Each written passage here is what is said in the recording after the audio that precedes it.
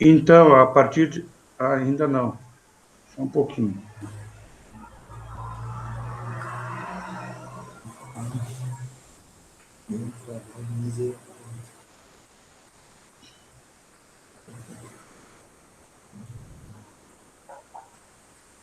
Eita, tá demorando. Então, a partir de agora, gravando, ok? Mas é isso, Marcos. Entender um pouco de planilha de Excel é super importante, cara. O Excel facilita muito a sua vida. Não só para esses cálculos aí, mas para outras coisas também, planilhas de controle, de qualquer coisa. Se você dominar um pouco o Excel, isso aí muitas vezes é um diferencial a hora que você for procurar um emprego, tá? Não, eu domino, manjo um pouco do Excel. Eu já dei alguns cursinhos de Excel para os nossos alunos aí, acho que uns 3 cursinhos já. O pessoal do CA pedia e eu dava os cursos, era na parte da tarde, 2 ou 3 vezes por semana, das 2 às 5, sendo que eu nunca cursei, nunca me inscrevi num curso de Excel. O que eu sei é porque eu aprendi por conta. Mas tem muitos macetes no Excel aí que facilitam muito a vida da gente. Para tudo, para controle de contas, para qualquer coisa. Bem interessante. Oi, Évila, bom dia, seja bem-vinda. Bom dia, professor. Hoje Bom é dia. galera. Oi, não entendi. Dando bom dia pro pessoal. Legal. Então vamos lá, pessoal. Na sexta-feira passada, eu até mandei um áudio para vocês para dispensar, porque era feriado, afinal de contas, todo mundo tem direito de guardar o seu feriado religioso, né? Então, mas eu acabei gravando a aula mesmo assim e informei que está disponível lá no SIGA. E nessa aula da semana passada, eu resolvi aquela tarefa 5 do taxista, a primeira. E também postei lá no SIGA toda a resolução dela. Então, na semana passada, eu acabei explicando ela, só que eu vou lá no meu canal do YouTube olhar, eu olhei agora pela manhã, sabe quantos que assistiram? Tem 17 visualizações, sendo que uma certamente foi a minha, né? Então, 16, nós temos 60 matriculados, tem 31 participando. Dos 31 que estão participando, metade foi lá e viu aquele vídeo da aula. Mas se não quisesse ver o vídeo, porque é meio chato, né? Eu não sou ator, nem youtuber, nem nada, um vídeo de 1 hora, era só ter baixado a resolução que eu deixei em PDF, eu acho. Então, eu acredito, como eu repeti a tarefa as 5 para 6, só mudei os valores, muita gente se embananou aí, bateu cabeça, porque não, nem se deu ao trabalho de ir lá ver como foi resolvida a 5. Se baixasse a 5, o PDF lá, olha, é só trocar os valores aqui, em vez de 5, em vez de 25 mil o desembolso no primeiro exemplo, no segundo foi de 80, me parece, era só trocar, onde estava menos 25 o fluxo inicial lá, o fluxo zero, o desembolso, botar menos 80. Algumas taxas eu troquei, eu acho que foi poupança ou TMA, alguma coisa eu troquei, era só trocar e seguir exatamente os mesmos passos, pronto. Bom dia, Maria Clara. Bom dia. Então, foi mesmo, eu digo, vou repetir o exercício, só que dessa vez eu não vou encaminhar as respostas para forçar o pessoal a olhar a resolução e fazer. Eu vou compartilhar aqui com vocês a resolução da aula passada, já que poucos viram. Agora não está aparecendo, eu tenho que disponibilizar na tela.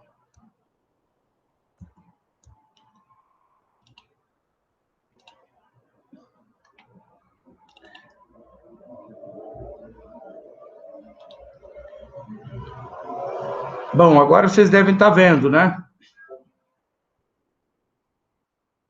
A tarefa 5, é isso? Sim. Sim. Digam aí, por favor, que daí eu não consigo enxergar a tela aqui. Até vou tirar a minha imagem aqui. Sim. Então, essa que eu Sim. mandei para vocês, era até quinta-feira da semana anterior, para vocês, quinta-feira, véspera de Sexta-feira Santa, para vocês me mandarem. Essa foi a questão. Notem que eu fiz toda uma contextualização dramática ali, tá? Eu sou criativo para essas coisas. Aí comentei as informações, né? Para cada informação que estava no texto lá em cima, eu coloquei, ó, um parênteses, custo do veículo, daí comentei lá embaixo. Esses 15 mil ele vai gastar para comprar um veículo, mesmo que seja usado, tá? Então, tinham 10 informações para vocês resolverem a questão, e as 10 eu comentei ali. E depois dei dicas ainda, que eu coloquei em vermelho. E, bom, essa era... Agora, ainda na semana passada, eu postei lá no SIGA a resolução, como é que se faz, resolve essa tarefa. Então, o primeiro passo é fazer um fluxo de caixa daquelas informações. Então, tem aí os anos, o ano zero, o ano do desembolso. Aí depois ele ia trabalhar durante 5 anos. Então, o projeto tem vida útil de 5 anos. Então, eu tenho um desembolso, fluxo de caixa líquido na última coluna. No primeiro ano, ele é estimado que ele vai faturar líquido 12 mil. Lógico que são valores baixos, mas isso é para efeitos didáticos, tá? E aí ele teria lá, como os custos de manutenção aumentavam em R$ 1.000 por ano, evidentemente o lucro dele diminuiria em R$ 1.000 por ano. E no último ano ele teve uma entrada de caixa lá bem expressiva por conta de que ele vendeu a placa e vendeu o veículo dele. Então, está aqui o fluxo de caixa convencional. Aí eu coloquei, até sublinhado em preto, VPL, nada mais é do que o somatório dos valores presentes do fluxo de caixa. E a fórmula de cálculo do valor presente, vocês já conheciam, porque lá naquela revisão de matemática financeira, nós tratamos lá de fórmula de valor presente, como calcular, certo? Está aí dada a fórmula, eu resolvi pela fórmula, ou para quem quiser resolver à mão, está aí como se resolve, passo por passo. Coloquei algumas informações. No primeiro desembolso,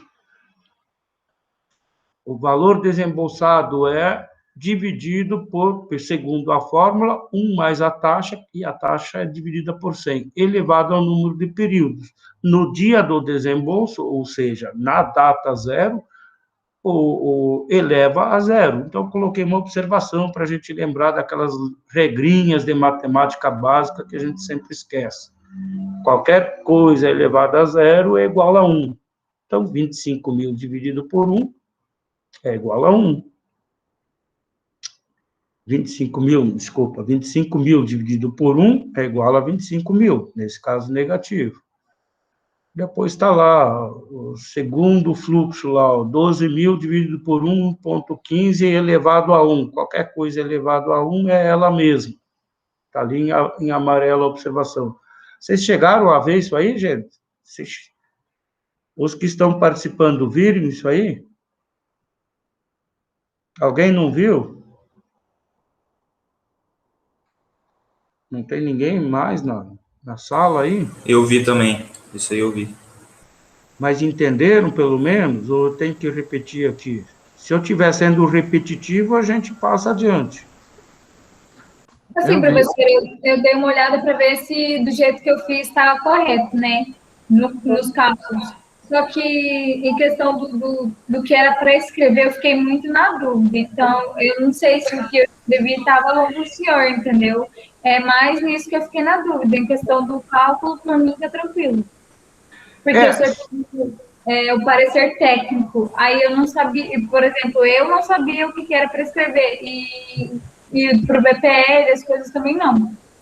Mas Eu fiz mais ou menos que nem Pois é, estava no então eu slide. vou. Só que parecia. Essa resolução aqui todo mundo viu lá. E quem não viu, eu aconselho fortemente que vá lá e dê uma olhada, baixe essa resolução. Porque é a essência da nossa disciplina, gente. Em analisando um projeto com um determinado fluxo de caixa líquido, e isso aí é resultado da onde que vem esse fluxo de caixa. Ele é, em grandes projetos, ele é proveniente do projeto de viabilidade econômica do empreendimento. Então, digamos, um empresário vai construir um armazém, né? Ele tem lá as estimativas de custos dele, ele tem lá as estimativas de receitas para secar milho por tonelada, é tanto por cento por tonelada que ele retém para ele, né? Para secar e classificar a soja é tanto por cento, o arroz eu acho que é um pouco mais, aí eu não lembro agora os valores, mas digamos, um armazém que vai custar, o sujeito tem que pegar um financiamento. Alguém está com o áudio ligado aí, está dando um chiado. Ah, desculpa, sou eu, o ventilador aqui. Alguém vai pegar um financiamento, nós aqui no Centro-Oeste, a linha de financiamento mais barata, mais acessível para empresários, comerciantes, produtores rurais, é o FCO, Fundo Constitucional do Centro-Oeste, porque é uma linha de crédito subsidiada, e ela é acessível via os bancos estatais, aqui no Mato Grosso, através do Banco do Brasil ou do Banco da Amazônia, tá? Então, compensa muito, agora talvez nem tanto, porque a taxa básica de juros está muito baixa, mas quando a taxa básica estava lá em 14%, 16% ao ano, compensava muito o empresário demandar um projeto e submeter aí a análise dos analistas do banco para tomar via essa linha de crédito, que é o FCO, é um fundo constitucional, é uma verba federal que é disponibilizada para Mato Grosso do Sul, Goiás e Distrito Federal, todo ano, para estimular o desenvolvimento desses estados do Centro-Oeste. E valores, financiamentos ou demandas acima de, me parece, 500 mil, exige que seja feito um projeto de viabilidade econômica. Esse projeto de viabilidade econômica vocês aprendem numa outra disciplina, que hoje eu não lembro quem dá. Eu acho que é a professora Michele que dá. Projetos de viabilidade econômica, ou elaboração de projetos, uma coisa assim, o nome da disciplina. Agora, essa disciplina é para analisar um projeto já pronto. Então, no caso aí desse exemplo do taxista, que é muito, muito básico, notem que ali no meio não tem imposto, não tem outras despesas, está bem sucinto assim, só para vocês pegarem E todos esses passos, o cálculo do VPL, da TIR e da TIR modificada, depois tem lá até taxa excedente, mas daí também já é exagero, nem precisa fazer essa análise aí. Isso aí é a essência da nossa disciplina, é a análise de um projeto. E garanto para vocês pegando os conceitos desses dois exercícios, se vocês tiverem que analisar um projeto de um armazém, o financiamento é de 10 milhões, ou de uma usina de... Agora foi antes da pandemia, aí, final de 2019, eu fiz um projeto para uma usina de etanol aqui. Lógico que não é dessa usina grande que está na saída de Sinop aí. É umas 10 vezes menor, mas é para um grupo de empresários da região aqui, que eles plantam milho, eles têm a matéria-prima e eles queriam produzir etanol para vender o produto deles com valor agregado. E deu o projeto viável também. Só que daí foi muito, valor bem, agora eu não lembro, eu acho que 50 e tantos milhões. Mas é o básico do básico para você analisar o investimento, são essas 3 ferramentas aí. VPL, que eu chamo de papa dos instrumentos de viabilidade econômica, a TIR, que eu disse para vocês que ela não significa o real retorno do investimento, né? Então, tem muitos analistas que não alertam o empreendedor. Ah, a TIR deu tanto. No caso do taxista, eu acho que deu 39% ao ano. Olha, qual é a atividade que dá 40% ao ano de retorno? Então, ela está muito fora da realidade. Ah, mas então por que se calcula a TIR? A função muito importante dela é a taxa que mostra, é a taxa que retorna um VPL igual a zero. E por que isso é importante? Digamos que eu seja um empreendedor e eu esteja interessado em tomar um financiamento aí via essas linhas de crédito especiais aí, ou o Banco do Brasil, ou o Banco da Amazônia, para fazer algum empreendimento aí. Seja lá uma sorveteria na esquina da Júlio Campos, ou seja, uma usina de etanol, qualquer coisa. Então, eu preciso de financiamento para isso. Eu vou ligar para o meu banco, vou falar com o gerente, olha, preciso de tanto. O gerente vai olhar, vai dizer, ó, eu te empresto, mas cobro essa taxa. Então, se você tem o cálculo ativo do projeto, né, se a taxa que o gerente está te oferecendo for menor do que a TIR, o empreendimento vai ser viável. Por quê?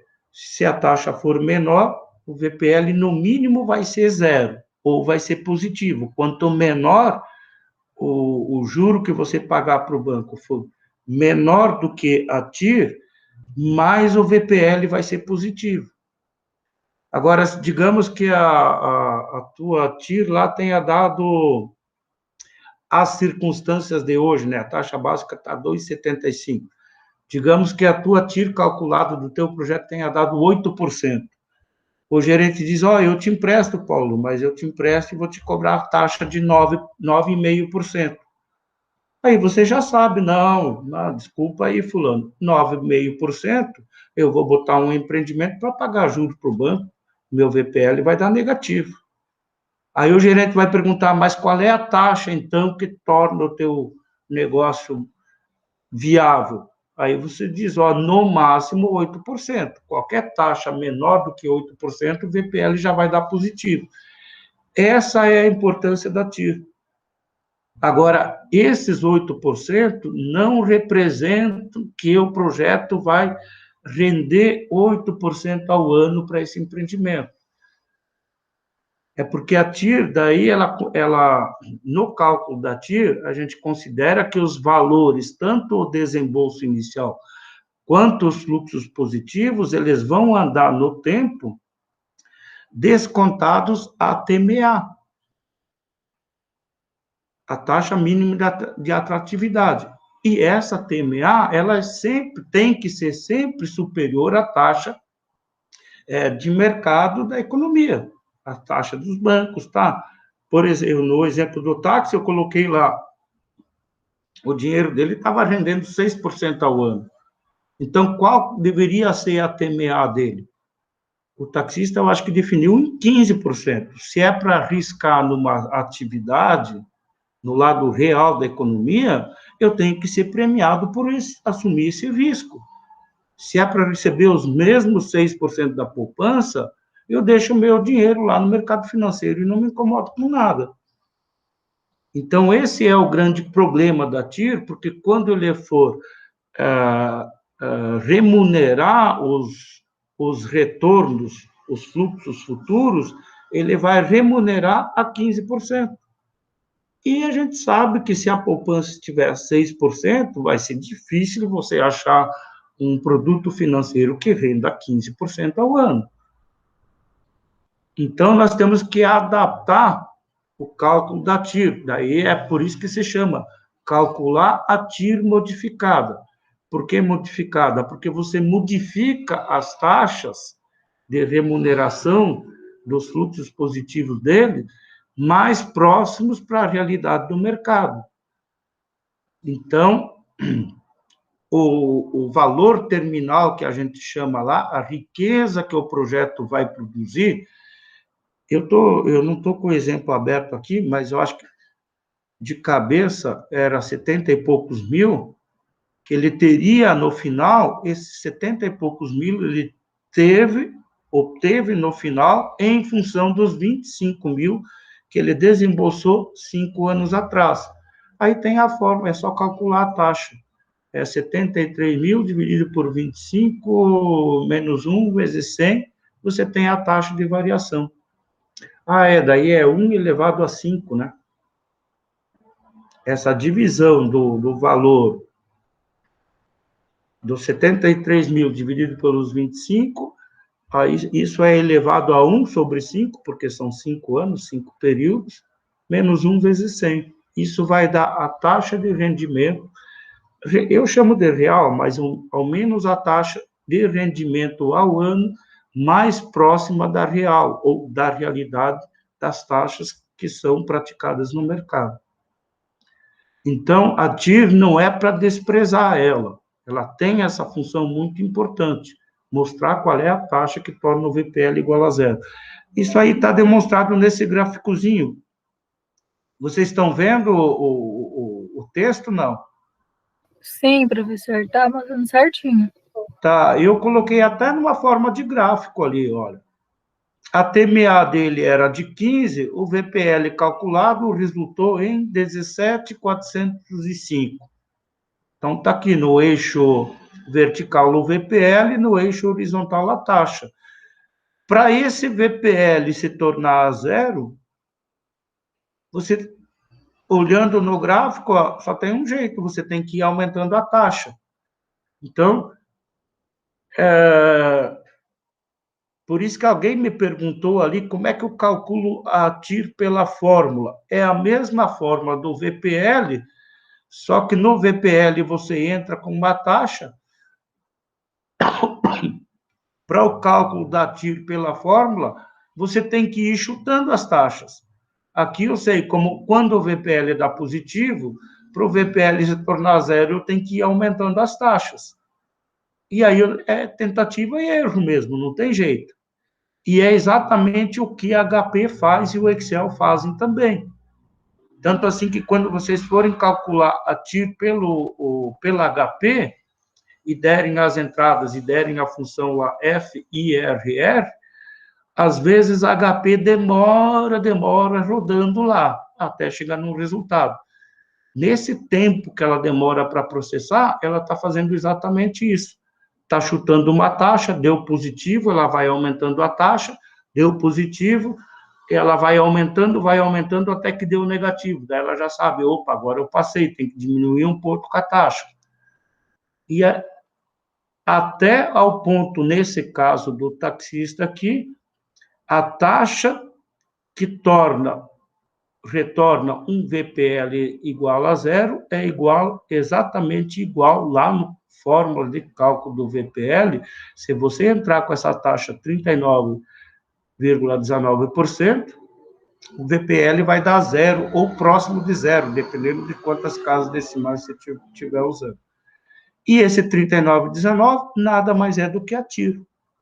Então, no exemplo seguinte, eu mostrei como é que calcula pela HP. Aliás, isso já estava lá naquele slide inicial que eu mandei, no PDF inicial, mas não foi descuido meu, não, gente. Eu até coloquei aqui em vermelho. O slide 27 do PDF já está lá no SIGA, já estava no SIGA lá, não precisa nem calcular, já estava lá. Na verdade, não foi descuido, eu mandei uma tarefa para vocês, mandando vocês calcularem, sendo que eu não lembrava que os resultados do cálculo da TIR já estavam lá no slide. Eu sabia que estava, mas eu queria ver se vocês tinham lido, prestado atenção nos slides, ou simplesmente só tinham passado o olho. Então, para quem tivesse se ligado, mas eu já vi esse valor aí, já tá lá no slide, lá, é o mesmo exemplo do táxi. Até coloquei aqui dentro de uma caixinha, exemplo do táxi, TMA de 15% ao ano. O mesmo fluxo de caixa, as mesmas entradas na HP, a mesma TIR calculada. Ó.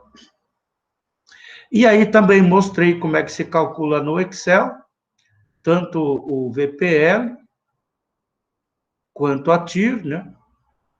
Aqui no cálculo do VPL pelo Excel, ó, eu mostrei um detalhe que vocês têm que dar uma alterada na fórmula do Excel. Se vocês entrarem só com uma função do Excel e marcarem os fluxos aí, todos os valores do fluxo de caixa, o Excel vai retornar 15.135, que não é o VPL correto. Vocês têm que ir lá, botar no cursor de fórmula e acrescentar lá. Tem duas fórmulas aqui, ó. Multiplicar por 1 mais a taxa, ou pegar só os valores positivos e somar no final, depois de fechar parênteses, mais o fluxo negativo, que seria os 25 mil. Tanto de um jeito, alterando a fórmula do Excel, de um jeito ou de outro, o valor vai dar o correto. Tá? Então, o cálculo da TIR pelo Excel, a fórmula está certa, tá? É só entrar lá, ou ir lá em funções do Excel, ou digitar ali em qualquer lugar, igual a TIR, marcar a linha, no caso aqui, a linha 54, coluna D, ó. D54, 2 pontos, ou seja, até D59, ponto e vírgula, e daí você tem que entrar com qualquer taxa lá, pode entrar com 1, pode entrar com 100, pode entrar com 1.000, com qualquer taxa, que o valor vai dar o mesmo. O Excel só precisa de uma taxa, que você entre com qualquer taxa, para ele dar um start no processo de tentativa e erro. Você pode dar digitar 1 ali, pode digitar 10, e ele, a partir daquela taxa, ele vai começar a fazer tentativa e erro até encontrar a taxa que retorna o VPL igual a 0. Aí fiz alguns comentários ao significado da TIR. Ó, calma, tio.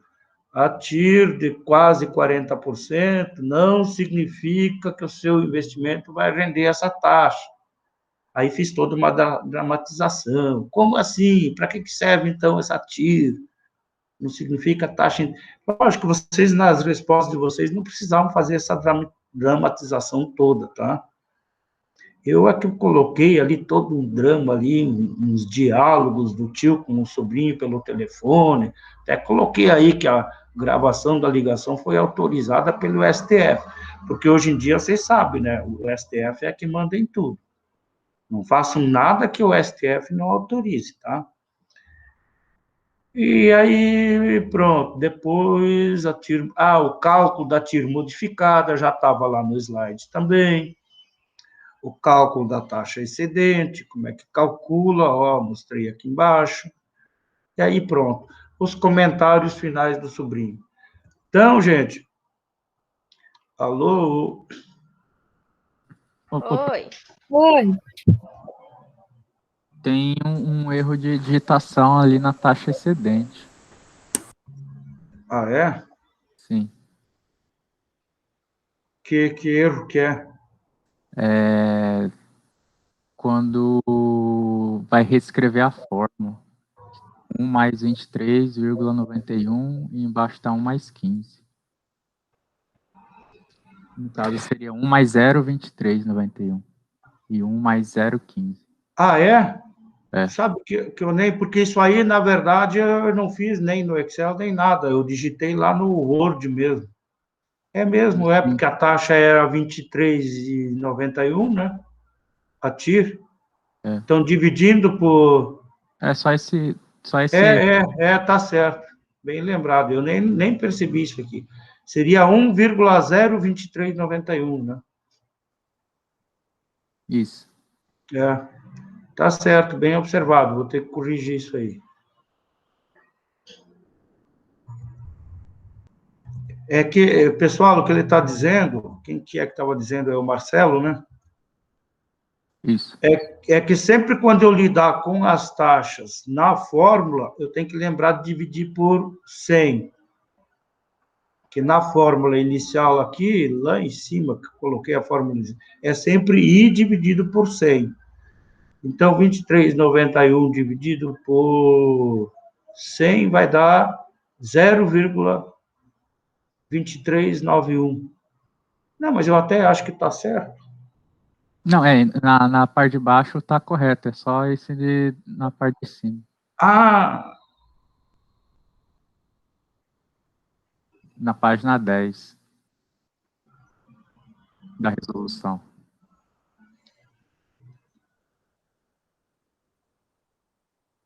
não, tá certo. Vai dar, em cima vai dar 1,2391. Não, sim, mas eu tô falando ali, professor, tá 1 mais 23,91. Não é 23,91, é 0,23. Se não somar 1 mais 23, dá 24. Né? O senhor colocou, professor, o percentual 23, e ele está falando que deveria ser 0,23. Mas Ah, isso. Tá certo. Agora de fato, senão daria 24,91. Isso. Tá É só certo, esse tá erro de certo. digitação. Eu vou ver até se eu consigo marcar isso aqui. Eu acho que não posso. Marquei aqui, vou salvar isso aqui para corrigir lá. Vocês estão vendo aqui ainda a página? não, o senhor tirou. Tirei agora ou já tirei antes? Na hora que o senhor estava falando e procurando um erro de digitação, o senhor já tinha tirado. Ah, desculpe, então. Eu vou fechar aquele arquivo, então.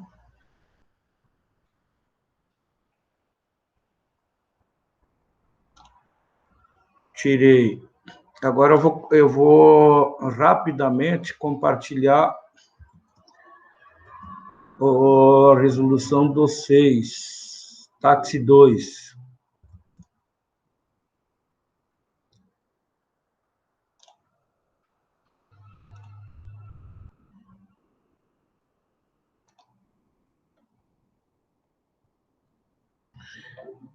Agora está aparecendo uma planilha de Excel aí, não é?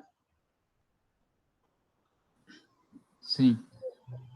Tá? Então, essa resolução está lá no SIGA também, tarefa 6, resolução, táxi 2. Note que eu só mudei os valores, o veículo, que eu acho que era 15 mil no anterior, agora eu passei para 55, a placa, que era 10, eu passei para 30, aumentei o valor das despesas, salário e as receitas também. E mudei, eu acho que a poupança ali, o resto eu mantive. Professora, A aqui no despesa fundo do veículo está errada. a gente fez o mesmo erro. Oi? Porque No quinto ano tá 16 mil, só que esse é o valor de venda residual com o valor da placa do outro exemplo. Ah, tá. Mas aqui no fluxo eu botei certo, né? não, o senhor colocou 16.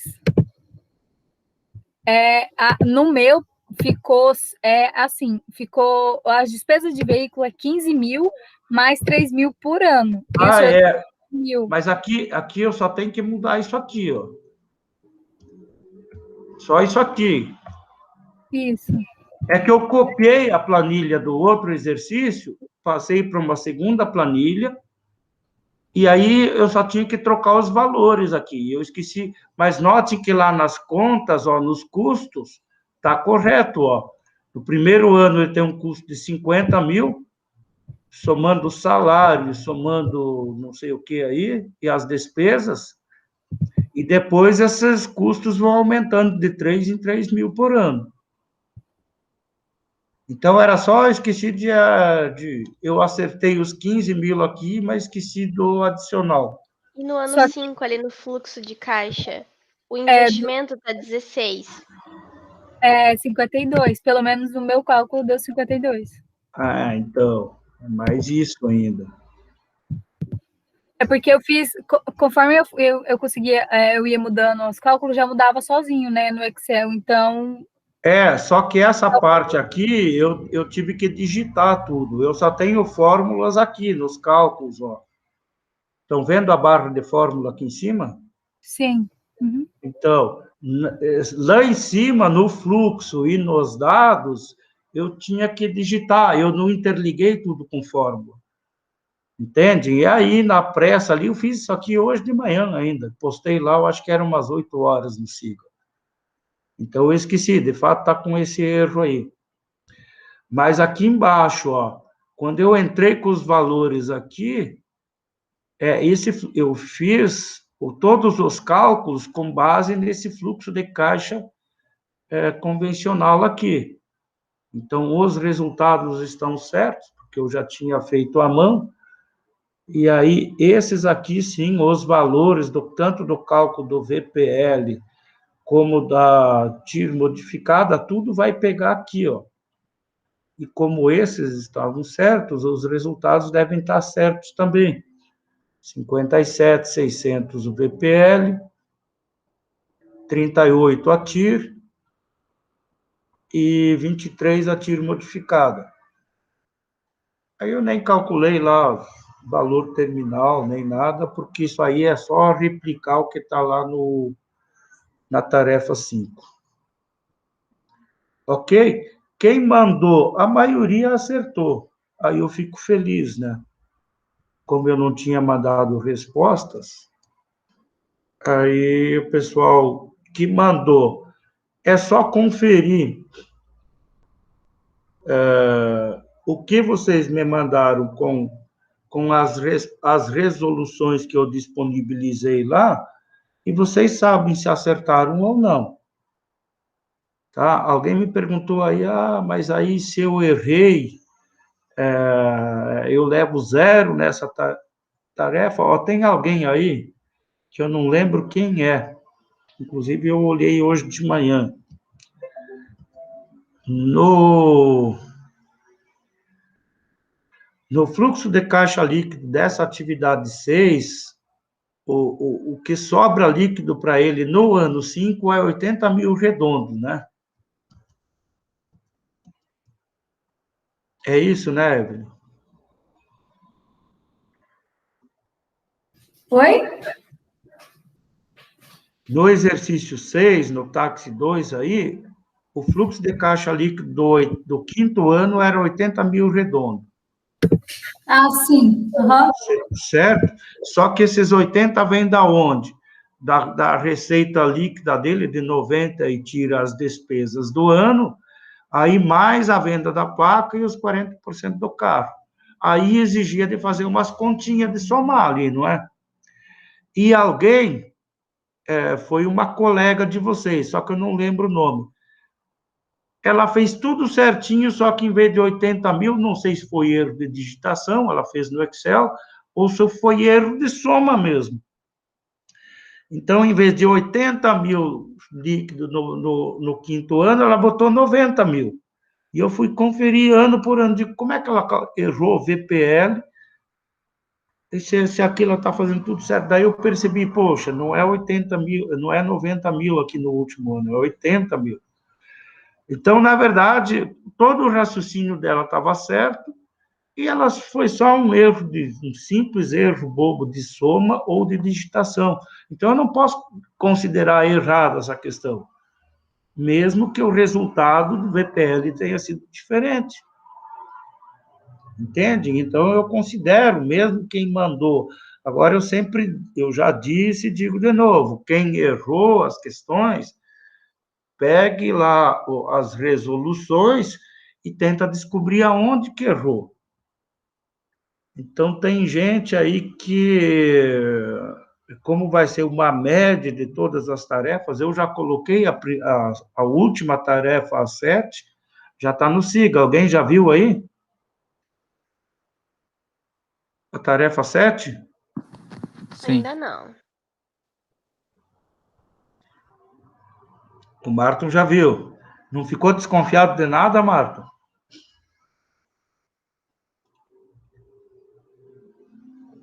Tem? Que, na verdade, são dois, nessa questão, são dois fluxos de caixa de dois projetos de investimento diferentes para uma empresa. E você, que é o economista-chefe, que recebe 18 mil por mês, que vai ter que decidir qual dos dois projetos que a empresa vai, porque chamam de projetos excludentes. Ah, tá, você já está colocando observações aí. Então, só que eu coloquei vocês numa sinuca de bico. Os resultados vão dar muito próximos, ó, já fica a dica aí para quem está já saquei já. Se vocês calcularem o VPL de um e o VPL de outro, vai dar muito quase igual, não é? Resultado, você não vai poder decidir pelo VPL, você vai calcular a TIR, vai dar muito próximo também, desprezível a diferença, não dá para tomar a decisão, um projeto é de 10 milhões, outro de 11 milhões, não dá para... E como a empresa só tem em torno de 15 milhões para investir, ela não pode adotar os dois projetos, então a gente chama de projetos excludentes. Você adota um, automaticamente você está excluindo o outro. Você calcula a TIR modificada, os resultados vão dar muito próximos. Isso aí, eu que estou sacaneando vocês mesmo. E aí eu acrescentei um elemento adicional, uma questão mais pessoal. Um dos autores de um dos projetos é o seu sogro. E o outro é o seu chefe imediato na empresa, o diretor financeiro. E você é que vai ter que decidir qual projeto adotar. E no final vai ter que dar um parecer. Então, deem os seus pulinhos. Essa é a última atividade. E pelo menos é a última nota prevista. Ah, tem dicas aí, tá? Évila, depois vocês passem para os colegas, tem pouca gente presente hoje, passem para os colegas, deixa eu ter... Vocês estão vendo a apresentação lá ainda? Vou fechar a apresentação. Ainda no Excel. Fechei. Agora não estão mais vendo a apresentação. Não, né? Estão vendo a minha cara linda aí, meus cachinhos dourados, é isso? Isso. Então, passem para os colegas, gente, e os colegas que não estão assistindo agora, como isso vai ficar gravado, se derem ao trabalho de assistir a aula que não puderam participar, para todas aquelas tarefas, as mais básicas lá da nossa revisão de matemática financeira.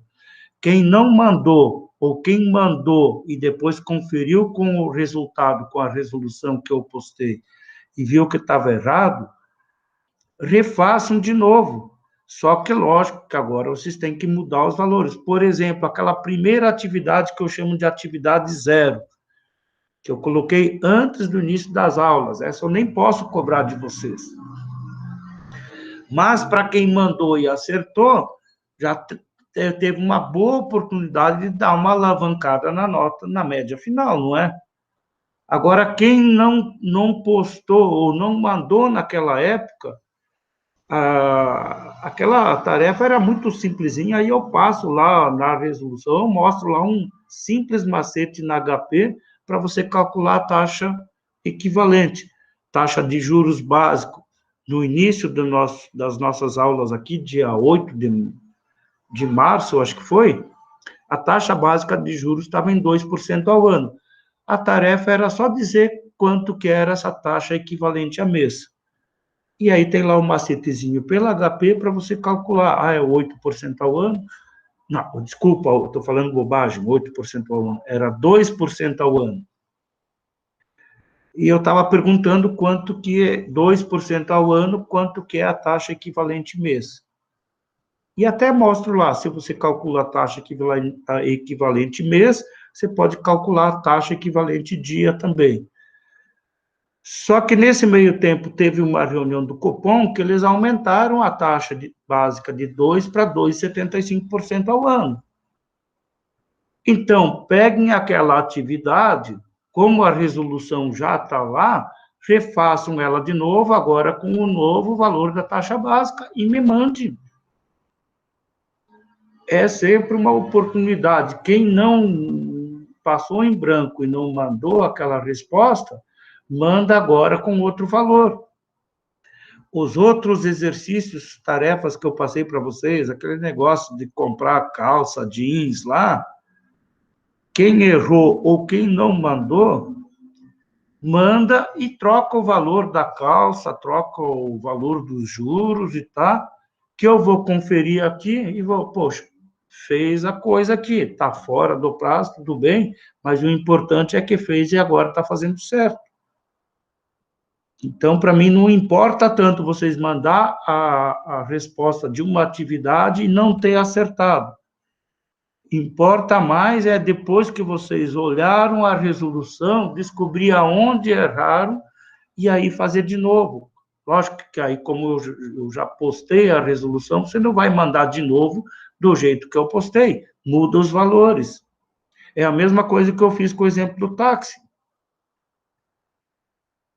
Eu mandei uma resolução da questão do táxi, que a contextualização era a mesma, essa historinha do tio aposentado, tá?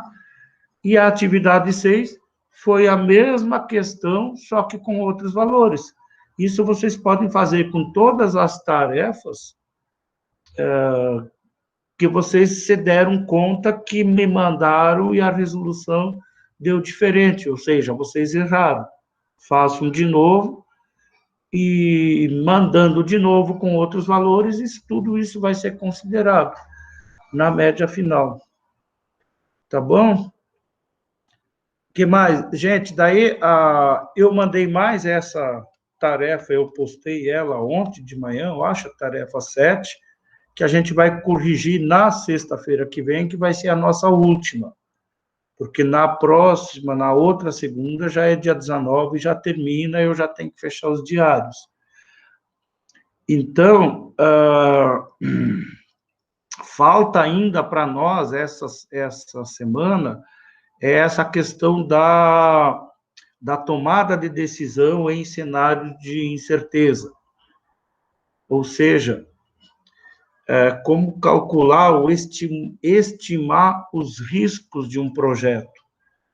Porque vocês têm um projeto, tem um fluxo de caixa, esse do taxista, e aí vocês avaliam ele através dos cálculos de VPL tiro modificada para ver se ele é viável ou não, tá? Agora, o risco desse empreendimento é alto, é médio ou é baixo? Então, como é que a gente faz para calcular isso? Então, nós teríamos que ver ainda esses dois métodos. Tomada de decisão em ambiente de incerteza, ou, em outras palavras, qual é o risco que está embutido nesse projeto? Porque notem que, tirando o desembolso inicial do fluxo de caixa líquido, no caso do taxista 1 lá, ele tinha que desembolsar no dia lá que ele ia tomar a decisão, 25 mil, os demais fluxos positivos nos próximos 5 anos, eles são fluxos estimados e não observados. Você só vai saber se aqueles valores estimados vão se concretizar no futuro se você tivesse uma máquina do tempo e pudesse dar um pulo lá para o futuro no final do 5º ano e olhar para trás. Mas você não tem certeza porque eles são estimados. Então, e se não acontecer aquele fluxo de caixa líquido nem no primeiro ano, nem no segundo, se ele for pior, o que acontece com o teu empreendimento ou o teu projeto? Então, um modelo de cálculo de risco de projetos, o mais conhecido deles é o análise de cenário. Você tem um fluxo de caixa e você projeta um cenário mais pessimista para os fluxos de caixa positivos. Por exemplo, no ano 0 lá, ele desembolsa. Pronto, esse você não precisa mexer. Normalmente, o pessoal sabe quanto que tem que desembolsar para concretizar um projeto. Ou mais ou menos sabe quanto, né? Mas os fluxos de caixa, o resultado final do ano 1 e dos demais anos, como são estimativas, ele não sabe certo. Então, você castiga esses valores. Aplica, por exemplo, 30% de depreciação naqueles valores estimados. Então, no ano 1 do taxista lá, eu acho que era 12 mil que sobrava líquido para ele no primeiro ano. Então, pega 12 mil, 30% menos na HP. Então, digamos que dê lá, não sei quanto que vai dar essa conta, digamos que dê 9 mil. Com um cenário pessimista, de menos 30% no faturamento líquido dele, o primeiro fluxo seria 9. E isso você faz com os demais fluxos. Aí, aplicando essa penalização ou achatando as estimativas de receitas futuras, todas elas em, digamos, 30%, vai dar um outro VPL. Então, supondo que esse VPL, ele que era de 17 mil, parece, ele caia lá e fique em R$500, mas ainda positivo. Aí você faz outro cálculo, penaliza mais ainda as estimativas de receita, em, digamos, 50%. E calcula outro VPL. Ele deu negativo, mas não deu muito negativo. Então, você pode concluir, olha, esse projeto, ele é viável por causa disso, disso, disso, e é considerado com grau de risco baixo, moderado para baixo. Pouco risco, por quê? Porque se acontecer uma calamidade das tuas receitas, ou a tua receita líquida cair em 30% nos anos que você projetou, ainda assim deu VPL positivo, significa que ainda assim vai estar atingindo a TMA. Então, para dar negativo VPL, que VPL negativo não significa lucro negativo, tem que cair lá tuas estimativas de receita líquida em 50%. Aí já é quase uma desgraça. Então, o VPL sim dá negativo, o que também não significa que o projeto deu prejuízo, só não atingiu a TMA. Então, o risco desse projeto, você pode concluir ou afirmar para o empreendedor, olha, o risco do teu projeto é baixo. Agora, vamos supor uma outra. Se eu castigo lá ou achato as receitas estimadas, digamos, em 10% apenas, no ano 1 até o ano 5, só em 10%, o VPL já dê muito próximo de zero. Se eu baixar ele em 20%, o VPL já dá muito negativo. Então, opa, esse projeto, com base no cenário, base nos valores que foram estimados, o VPL deu positivo, ele é projeto viável. Porém, você alerta ao empreendedor, o teu projeto é considerado risco alto. Se cair só 10% essa estimativa de receita, o VPL já fica quase zero. Você vai atingir só a tua TMA. Se baixar em 20%, ele já vai dar negativo. Que aí, teoricamente, embora o projeto ainda possa estar gerando lucro, mas daí ele não é mais viável porque não atinge mais a TMA esperada. Então, análise de cenários, eu vou ver se no final de semana eu preparo uns slidezinhos com texto, com as definições e com exemplos dessa última parte, principalmente essa parte de análise de cenários, que é a mais prática, é a mais utilizada quando se avalia riscos de projeto, e depois também tem outro tipo, que é a análise de sensibilidade, que aí você simplesmente deixa o mesmo fluxo de caixa e só muda uma variável do projeto. Por exemplo, tem lá salário de motorista, né? Então, no primeiro caso do taxista lá, digamos que o motorista faça a greve e, em vez de 600 por mês, eu acho que era, ele exigisse 600, exigisse 1.500 por mês ou por ano lá. Então, você altera essa variável e vê lá qual é o impacto que deu no teu VPL.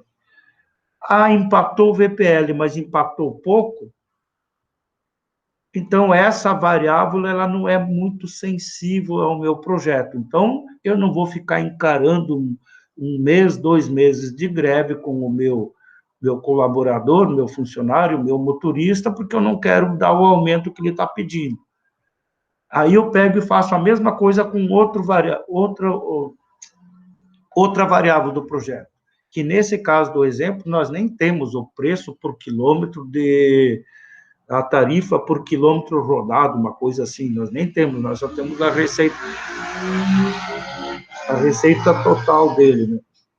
Mas digamos que eu tivesse o preço do quilômetro rodado que ele pode cobrar táxi. Se esse preço caísse 15%, 20%, qual é o impacto lá no VPL final? O impacto foi de tanto por cento, bem acima da mudança dos... Aí você vai descobrindo no seu projeto quais as variáveis que são mais sensíveis, de modo a afetarem mais o VPL. Tá? Então, praticamente, existe também outro, né, o modelo de Monte Carlo, para você avaliar risco o modelo de árvore de decisões, mas eu não gosto muito desses modelos, porque aí simplesmente o pessoal, coisa lá de... Eu não acho ela muito prática, não.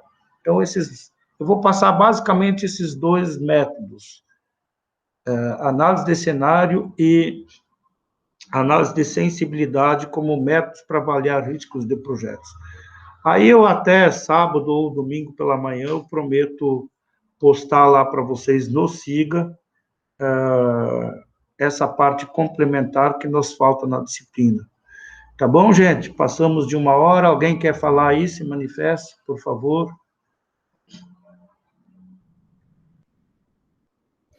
Eu tenho eu queria um conselho, mas não tem a ver com essas coisas, professor. Aí eu não sei se a galera quer ouvir também. Diga aí. É sobre investimento, professor. Porque eu tenho dinheiro guardado na poupança e eu queria tirar de lá, só que eu não sei bem onde colocar, entendeu? Eu tenho medo de onde colocar, porque eu não sei onde colocar, entendeu? Porque eu não estudei mercado de capitais também, então...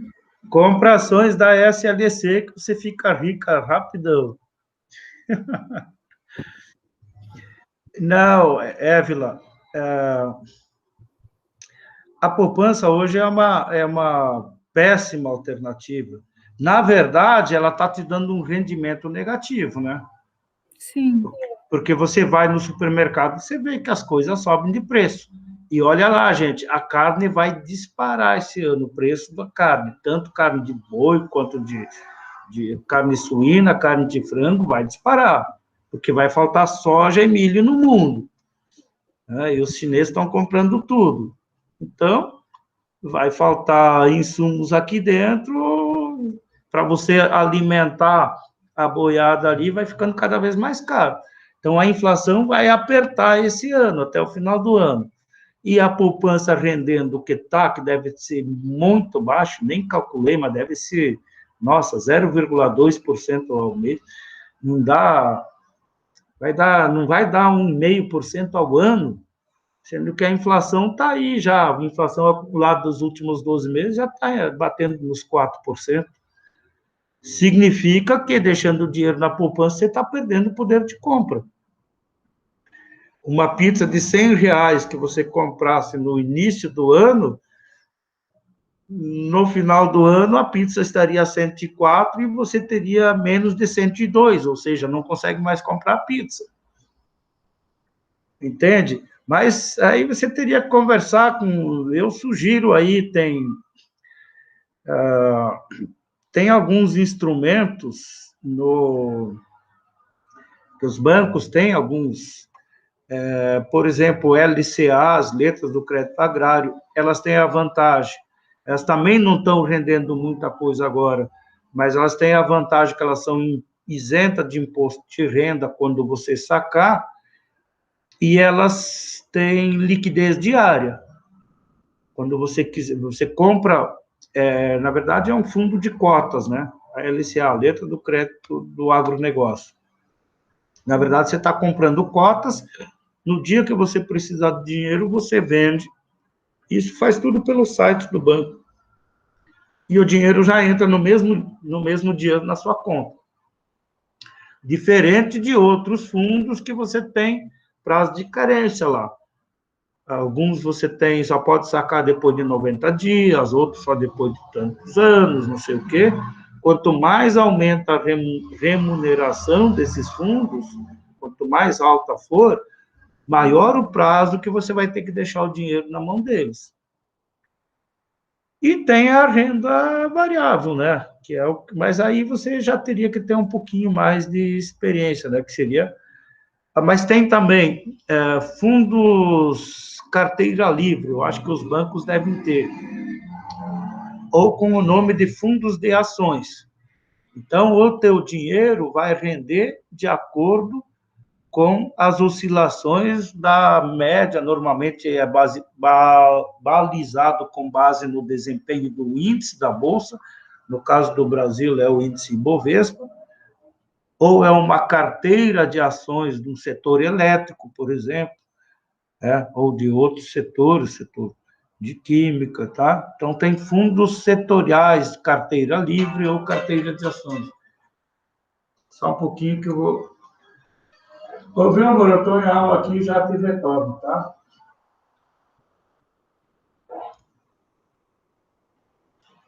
Tem reunião hoje à tarde, gente. Então, teria que buscar alternativas, mas aí a gente pode conversar aí. Então... E, professor, o senhor acha que é uma boa fundos imobiliários? Pois é, tem as LCIs também, letras do crédito imobiliário. Eles rendem bem mais do que as LCAs.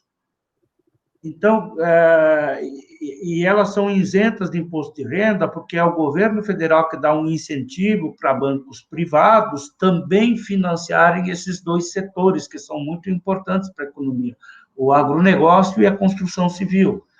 Mas as LCIs, letras de crédito imobiliário, são as grandes incorporadoras que pegam um volume gigantesco de dinheiro nos bancos para construir condomínios de luxo ou prédios de luxo, apartamentos de luxo. E eles precisam vender essas unidades para os clientes para devolver o dinheiro que eles tomaram emprestado lá nos bancos. Então, isso é um risco. E aí os bancos, para diluir esses riscos, vendem cotas desses empréstimos.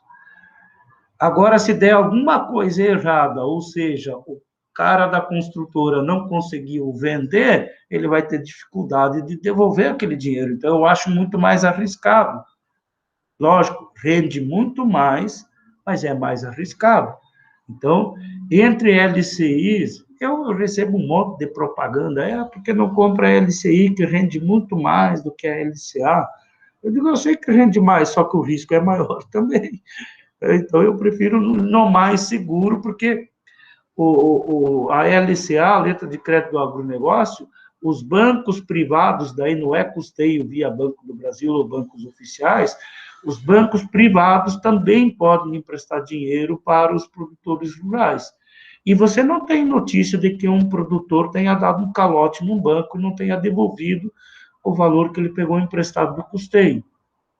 Então, embora o rendimento seja um pouco menor, é uma letra muito menos arriscada, digamos assim. Mas, tá? mas essa LCA eu vejo através do banco mesmo ou eu consigo por algum site da internet? Não, esses são produtos que estão disponíveis, eu acho que todos os bancos, tanto os privados quanto os Banco do Brasil. Eu já investi em LCA, hoje eu não tenho mais, porque ele acompanha mais ou menos a taxa básica, o rendimento das LCAs. A grande vantagem que eu vi é que elas, assim como a poupança, quando você resgata, você não tem lá que pagar lá 15% de imposto para um sócio indesejável aí, né? Então, elas são isentas de imposto. Enquanto que os outros fundos, todos eles, quando você resgata, você tem tem lá abatido o percentual do imposto de renda, né? Então, eu não tenho mais, mas eu comprava via site do Banco do Brasil mesmo. Tem um link lá, investimentos, abre lá, tem um menu lá. Um deles se chama LCAs, Letras de Crédito do Agronegócio. O outro é LCIs. E eu lembro que quando eu tinha LCAs, o meu gerente vivia me perturbando, né? Porque não compra LCI, que está rendendo muito mais. É que, na verdade, os gerentes também, eles têm cotas que eles têm que vender de todos os produtos, né? Eles têm que ter cotas para ser atingidas. Então, ele queria que eu comprasse também um pouco de LCI, aplicasse um pouco em LCIs. Mas eu disse, não, muito obrigado. Não estou vendo ninguém no Brasil aí comprando apartamento de luxo, etc.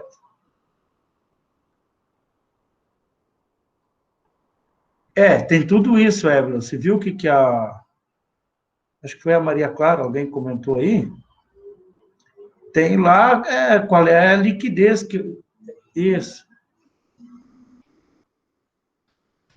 E tem muito também a ver com o tempo que esse dinheiro você vai poder deixar disponível numa aplicação. É o que se chama de renda não discricionária, né? Não vai aplicar, fazer uma aplicação com o dinheirinho que você tem agora, que você vai precisar daqui a 6 meses, ou daqui a, sei lá, um mês, daqui a 6 meses, você vai precisar desse dinheiro. Não vai fazer uma aplicação, principalmente em renda variável, sendo que daqui a pouco você vai precisar resgatar esse dinheiro. Tá? Tá bom, pessoal? Nos vemos na sexta, até domingo eu deixo aquele material de análise de risco. Vai dar uns 2, 3 slides, eu vou deixar disponível para vocês. Lá no Siga. Tá ok? Ok. Tá ok. Beleza, então, pessoal. Vocês vão saindo, que daí eu fecho aqui.